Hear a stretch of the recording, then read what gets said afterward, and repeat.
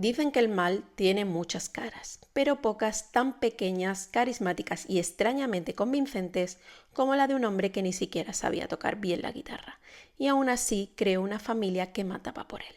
Hoy vamos a entrar en la mente, o lo que quedaba de ella, de Charles Manson. Y te aviso, si creías que tu ex tenía comportamientos raros, espérate a escuchar esto. Bienvenidos a Neurocafé, el podcast con aroma a café y ciencia.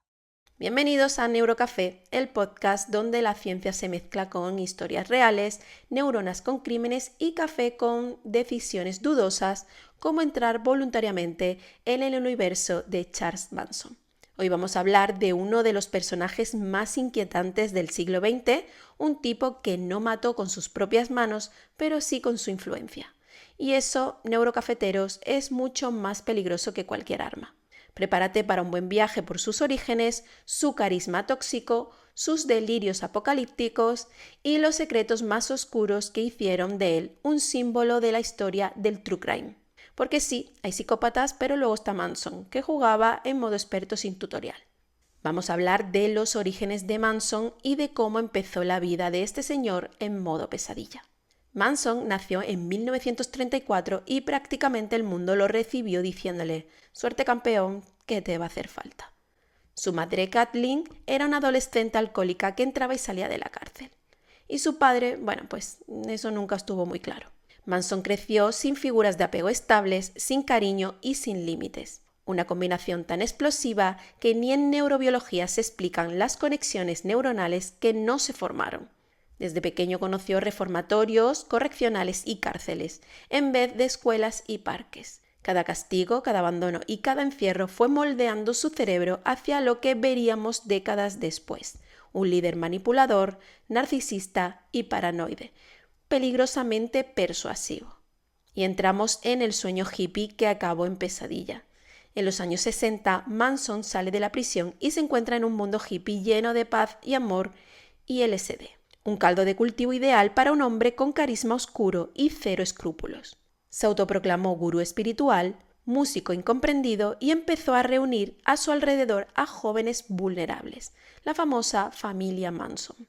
Aislados en un rancho desértico, él era el centro de todo, el que decidía, el que guiaba, el que daba iluminación y, por supuesto, el que se beneficiaba de todos. Vamos, lo que es la típica estructura sectaria, pero en versión psicodélica.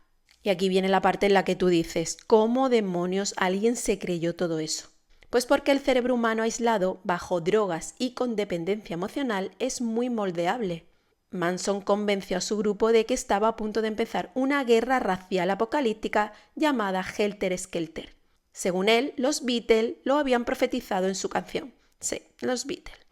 Yo también quiero que mis microsueños se interpreten así de creativamente.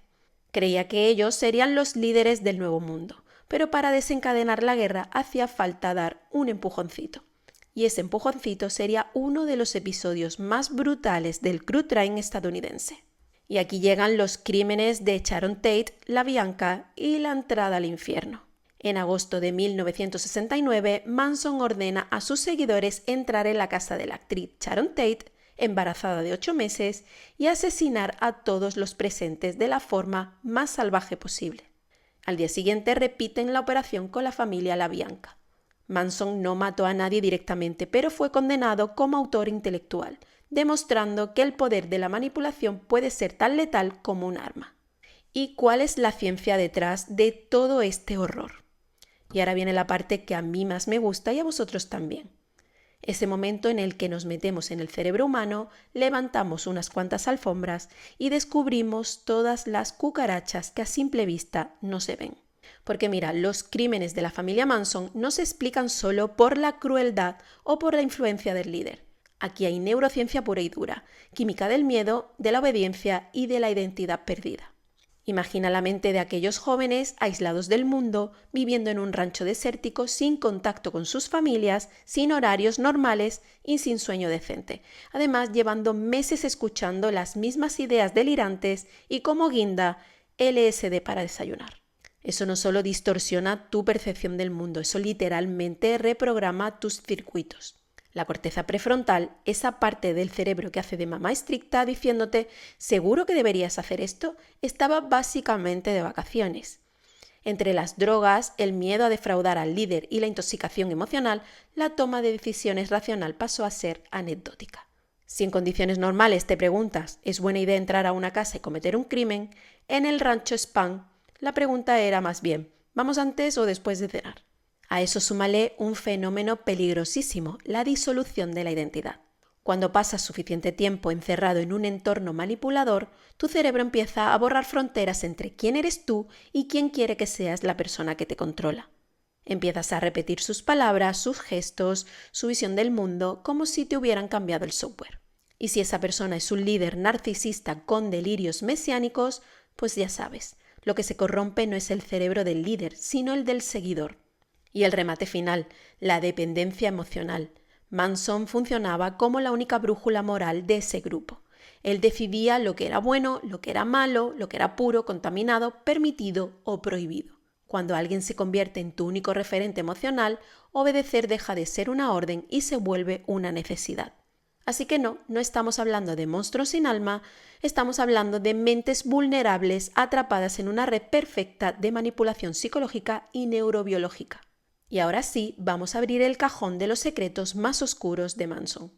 Esos detalles que no siempre salen en los documentales, pero que explican la verdadera naturaleza del personaje. Manson tenía una habilidad espectacular y profundamente inquietante para jugar con las emociones ajenas.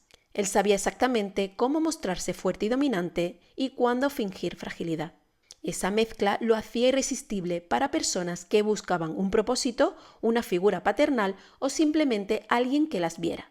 Porque Manson no solo manipulaba, seducía psicológicamente. Uno de sus trucos más efectivos era generar empatía antes de ejercer el control. Se presentaba como un ser incomprendido, dañado por la vida y víctima del sistema. Te abría una grieta emocional y te daba la sensación de que tú eras la única persona que podía salvarlo. Y una vez que estabas dentro, ya no salías. Y si eso fallaba, tenía otro as en la manga, el aislamiento. Controlaba quién hablaba con quién, cuándo dormían, qué comían, qué ropa se vestían, con quién se acostaban y hasta cómo interpretaban una canción de los Beatles. Era como un gran hermano, pero en versión mugrienta y psicodélica. Además, creía que tenía poderes especiales. Se autoconvenció y convenció al grupo de que podía leer mentes, predecir el futuro y comunicarse con fuerzas superiores. Y lo peor de todo es que lo decía con tal seguridad, con tal mirada fija y con tal intensidad que hasta la gente con estudios habría dudado un segundo. Porque hay que admitirlo, Manson tenía ese tipo de carisma tóxico que te deja sin aire si no estás bien anclado. Y además de todo eso, había un secreto final. Manson era un maestro del gaslighting antes de que el gaslighting tuviera nombre. Hacía que sus seguidores dudaran de su memoria, de sus sentidos y de su percepción. Le repetía que la sociedad los engañaba, que las normas eran falsas y que el mundo estaba corrupto excepto él. Y claro, cuando solo confías en una persona en el mundo, esa persona puede llevarte donde quiera, incluso al infierno. Y aquí viene mi reflexión final. La historia de Manson no es solo un caso macabro, es un espejo incómodo de cómo funciona el cerebro humano cuando se ve atrapado entre el trauma, la necesidad de pertenencia y un líder con delirios de grandeza. Y aquí va lo importante, el peligro real no es el psicópata aislado, sino el psicópata que sabe hablar bonito, porque el mal no siempre grita. A veces sonríe, te abraza y te dice que te entiende, y cuando te das cuenta estás en un rancho cantando canciones de los Beatles porque tu líder dice que son mensajes secretos. Gracias por escuchar este episodio de Neurocafé, donde descafeinamos las sombras del cerebro humano y las servimos con un poquito de humor ácido, para que no te atragantes con la realidad. Si te ha gustado, déjame un like, comparte el episodio y déjame en comentarios qué otro personaje del True Crime quieres que destripemos desde la neurociencia. Nos vemos en el próximo sorbo de Ciencia Oscura.